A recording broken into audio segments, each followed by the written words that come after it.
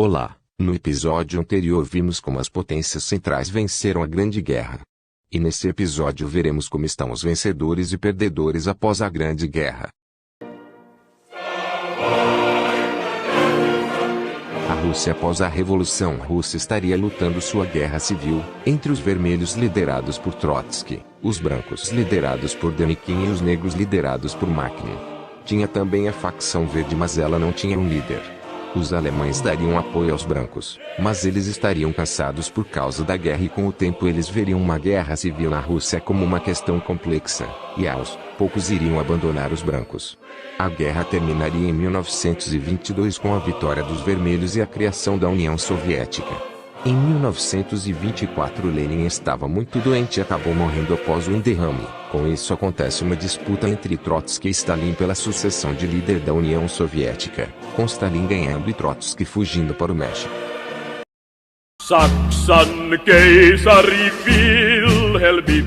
A Finlândia também estaria lutando uma guerra civil, porque após a Revolução Russa alguns bolcheviques se infiltraram na Finlândia, liderados por Otto Wilhelm Kuusinen, tentando fazer uma revolução.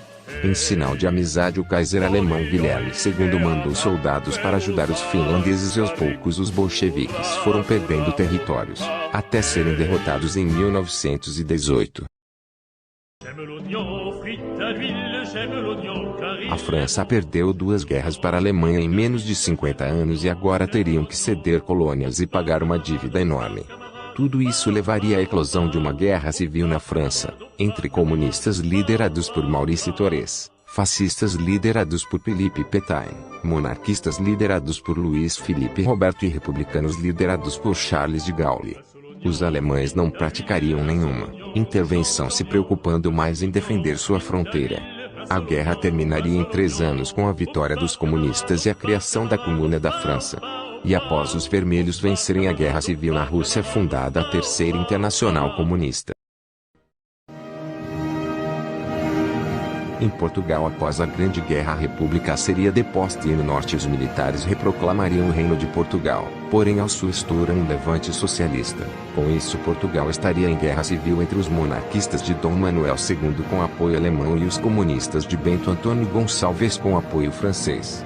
De início os monarquistas levaram a melhor, mas a França pratica uma intervenção mandando soldados, o que deixou os alemães extremamente bravos. Com a intervenção francesa a guerra virou a favor dos comunistas. Quando o rei percebeu a derrota ele, a corte e a marinha fugiram para Angola escoltados pelos alemães. O Reino Unido não estaria em guerra civil, mas estaria em uma péssima situação tendo que ceder algumas colônias e pagar uma dívida à Alemanha. Para pagar sua dívida eles aumentariam os impostos das suas colônias, e incapazes de conter o nacionalismo indiano, teríamos uma guerra de independência da Índia já nos anos 20, com os indianos sendo apoiados por debaixo dos panos pelos alemães, e a Índia conseguindo sua independência. Enquanto isso no parlamento britânico o Partido Comunista da Grã-Bretanha ganharia cada vez mais cadeiras, promovendo uma perseguição aos conservadores de Winston Churchill e os fascistas de Sir Oswald Mosley. E quando o rei percebeu o risco da implantação do socialismo, ele, a corte e a marinha fugiram para o Canadá onde governa o que sobrou do império. Logo depois, Henry Pollitt proclama a União das Repúblicas Socialistas da Grã-Bretanha. E aderindo à Terceira Internacional. A Espanha, assim como na nossa realidade, se tornaria uma república e passaria pela sua guerra civil, porém dessa vez cercada por 2 gigantes socialistas. Os republicanos venceriam a guerra e a Espanha entraria para a Terceira Internacional.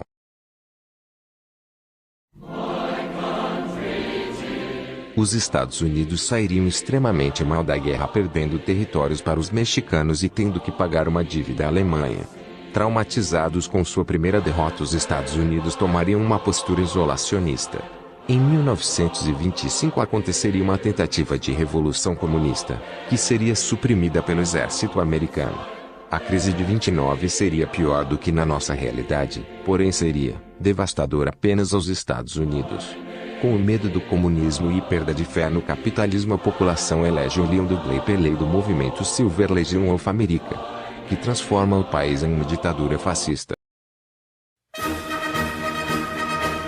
Com Com os Estados Unidos isolacionista, o Brasil perdeu seu principal aliado econômico e com o tempo foi se aproximando da Alemanha.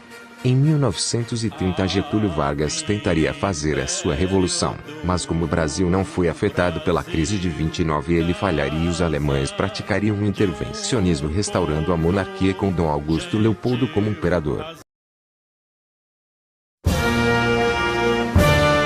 A Argentina, embora não tenha participado da guerra, sentiu os seus efeitos e também os efeitos das revoluções socialistas na Europa. E em 1921 uma revolução socialista estoura na Patagônia e é proclamada a República Popular da Patagônia.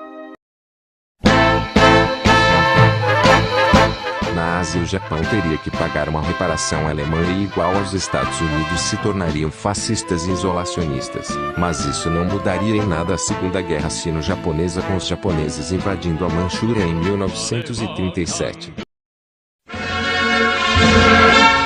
A China, igual à nossa realidade, cairia em sua guerra civil nos anos 30. Porém, mesmo com o socialismo forte, seria improvável a vitória dos comunistas, porque aos chineses o socialismo era algo desconhecido. O Império Alemão estaria em seu auge, anexando colônias e tendo estados fantoches na Europa, se tornando assim a grande potência mundial. Em 1918, Karl Liebknecht e Rosa Luxemburgo tentariam fazer uma revolução comunista na Alemanha, mas fracassariam e fugiriam para o México. Mais tarde, em 1923, Hitler e Ron tentariam fazer uma revolução nazista que fracassariam igual à nossa realidade. Apesar dessas crises institucionais, a derrubada do Kaiser não aconteceria e Guilherme II continuaria a reinar. A Itália, por ter entrado no final da guerra, não teria tantas baixas, e eles sairiam extremamente bem da guerra, anexando territórios da França e colônias na África e América do Sul. O rei Vítor Emanuel III estaria bem popular e com a monarquia italiana popular e a Itália satisfeita pelos ganhos na guerra, marcha a Roma de Mussolini falha e ele é preso. O Império Otomano após a guerra sairia de uma potência decadente a uma potência regional, controlando os interesses petrolíferos na Arábia e estados fantoches no Cáucaso. Em 1918, o sultão Maomé V morreu, sendo sucedido por Maomé VI, que faria uma industrialização em massa no país e com o tempo ocuparia o deserto da Arábia. Nos Balcãs, por mais que a relação entre as potências vencedoras fosse de inimizade antes da guerra, depois da guerra elas se tornaram aliadas econômicas, mas a Bulgária teria mais supremacia na região. O México, apesar de estar no lado vencedor, não estaria em uma situação boa por ter lutado uma guerra civil e uma guerra mundial ao mesmo tempo. Após a guerra, o governo mexicano adotaria políticas que desagradaram a população, como reforma agrária, nacionalização do petróleo e exílio político para revolucionários como Trotsky e Luxemburgo. Com toda essa instabilidade, o Kaiser praticaria uma intervenção para evitar uma segunda guerra civil e o Terceiro Império Mexicano é proclamado. O Império Austro-Húngaro após a guerra estaria relativamente estabilizado, com o imperador Francisco José I morrendo no fim de 1916. Seu sucessor Carlo I começaria o processo de federalizar o império, com seu filho Otto I terminando em 1935, criando os Estados Unidos da Grande Áustria, com suas respectivas regiões. Mas o seu colapso era uma questão de tempo.